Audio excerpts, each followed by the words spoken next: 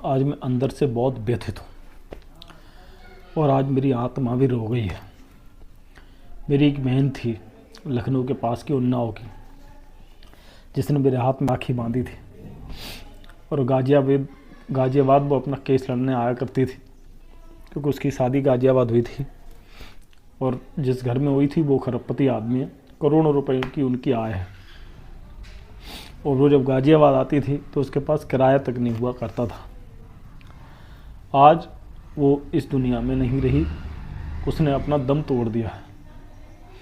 मैंने उससे वादा किया था कि तेरे को जब भी कोई मुसीबत पड़े तो दुनिया में किसी भी कोने पे मेरे को याद कर लियो, तो मुझे वहाँ अपना खड़ा पाएगी। और उसने ऐसा कदम उठा लिया कि अब वो इस दुनिया में नहीं है। केवल एक बार यदि वो मेरे को बताई होती ना, दुनिया के किसी भी कोने पे किसी भी पर्सन से जाकर के मैं उसके लिए लड़ सकता था।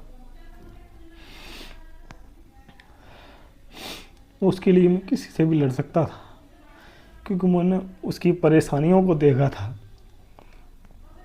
और तुम साले हो जो सैकड़ों करोड़ रुपए आय करने के बावजूद भी तुम कमजोरों पर दया नहीं दिखा सकते, तुम गरीबों और असहाय की मदद नहीं कर सकते।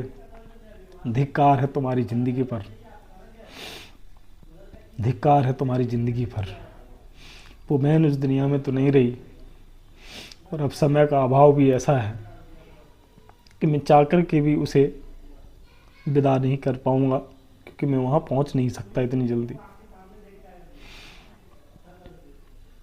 पता नहीं किस तरीके से मैं उसे समझा पाता कि काश वो मुझे एक बार याद कर लेती, शायद मैं उसे समझा पाता।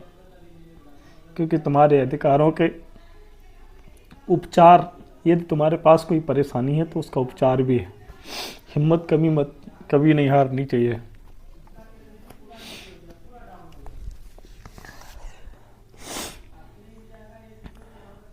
काश उसने एक बार याद किया होता। आज मेरी एक बहन अब इस दुनिया में नहीं रही।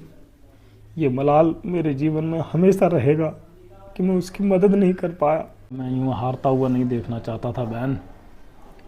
अब आपकी आत्मा जहाँ भी हो, भगवान अपने श्री चरणों में आपकी आत्मा को स्थान दे और आत्मा को शांति प्रदान करे।